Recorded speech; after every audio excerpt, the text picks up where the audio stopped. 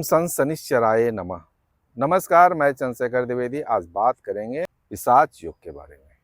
जी हाँ, 29 मार्च सन 2025 को शनिदेव 11वें भाव से निकलकर 12वें भाव में जा रहे हैं और वहाँ पे बैठा राहु पिशाच योग बनाते हुए दिख रहा है।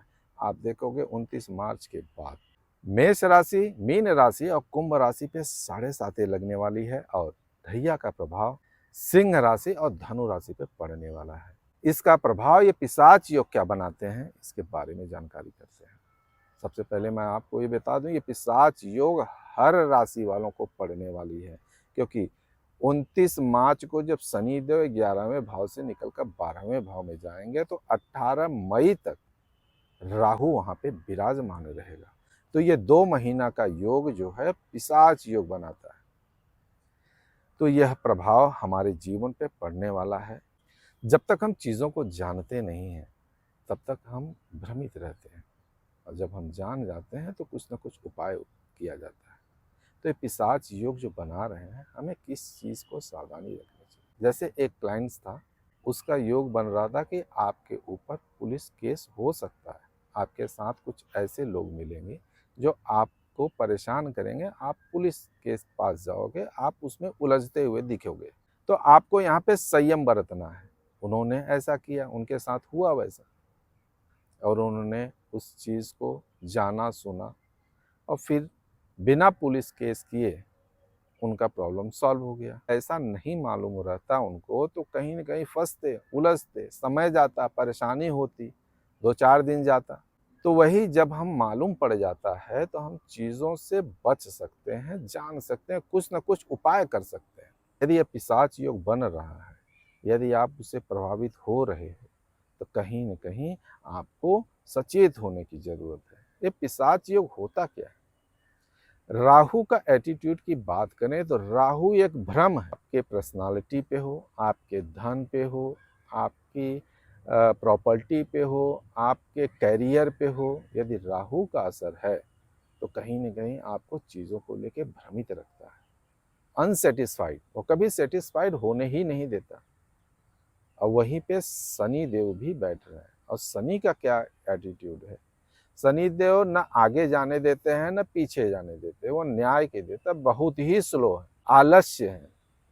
तो कहीं न कहीं दोनों मिलते हैं जब, तब इसको पिशाच योग का नाम दिया गया है। इस समय आपको संयम बरतने की जरूरत है। इस समय आपको अपने ऊपर ध्यान देने की जरूरत है, ध्यान अपने विचारों पे देने की जरूरत है, ध्यान अपने कर्मों पे देने की जरूरत है। आप यदि किसी से बात करते हो तो सोच समझ के बात करना, या 2 महीना, क्योंकि यह महीना आपको कहीं न कहीं उलझन में भी डाल सकता है। आप देखते हो कभी किसी से हम बात करते हैं, न चाहते हुए भी कुछ बातें ऐसी निकल जाती हैं जो कि एक प्रॉब्लम क्रिएट हो जाता है। यह राहु का ही देन है, यह शनि का ही देन है। तो यहाँ पे अपनी भाषा पे, अपनी बातों पे विशेष ध्यान देना है आपको। आप यदि कहीं पैसा लगाना चाहते हो तो ओवर कॉन्फिडेंस के साथ मत लगाना। यहाँ पे ये राहु आपको नुकसान दे सकते हैं, शनि नुकसान दे सकते हैं, ओवर कॉन्फिडेंस देंगे, क्योंकि आपके अंदर इतना माया भरेंगे, इतना मोह भरेंगे, लालच भर देंगे कि आप जो है ओवर कॉन्फिडेंस होके उस काम को करोगे। इसलिए यहाँ पे सावधानी, ये 2 महीना आपके लिए, सभी के लिए, उसमें मैं भी आता हूँ, सभी के लिए बहुत ही इम्पोर्टेंट है अपने चीज़ों को संभालने के लिए। राहु एक ऐसा ग्रह है कि आपके स्वास्थ्य पे भी असर आता है। अब ये आपको पता ही नहीं चलेगा आपकी कौन सी बीमारी है। एक ऐसे पर्सन थे जो डॉक्टर के पास गए, डॉक्टर ने बोला आपको टीबी है। अब वो 2 महीना से दवाई खा रहे हैं, पूरा परिवार टीबी के इलाज में लगा हुआ है, हट्टा कट्टा आदमी। उनकी बीमारी चलती रही, दवाई चलता रहा।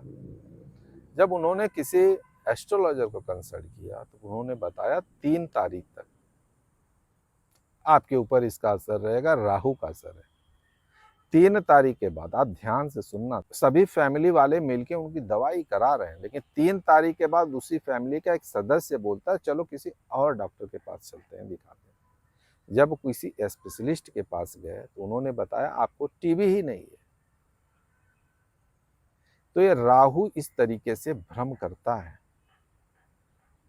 तो यहाँ पे आपको अपने स्वास्थ्य पे विशेष ध्यान देना पड़ेगा। स्वास्थ्य पे भी असर आता है, धन पे भी असर आता है, अपने वैवाहिक जीवन पे भी आपको विशेष ध्यान देने की ज़रूरत है। आप एक दूसरे को ये मत समझना कि आप कुछ भी बोलते हो सही है।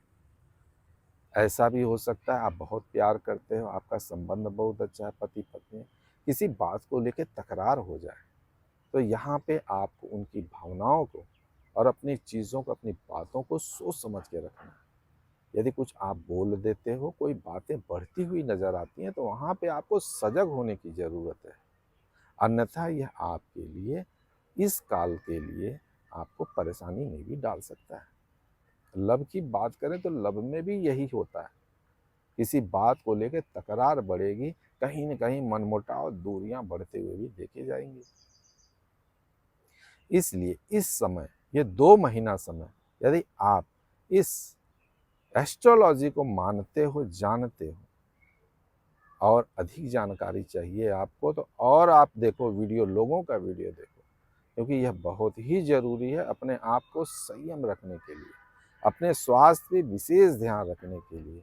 आपको योग, ध्यान, मेडिटेशन, व्यायाम करना चाहिए, अपने खान-पान पे ध्यान देना चाहिए। लोगों से बेवजह उलझो मत। यदि कहीं ऐसी आती है बातें, तो आप वहाँ से दूर हटो। आप देखोगे किसी का कोर्ट केस है, पुराना कोर्ट केस है, दबा हुआ है, ये समय काल में निकल के वापस आता है, आपको परेशानी डालने के लिए। तो ये सब चीज़ें कैच करो, हटा दो, यह समय काल निकल जाएगा।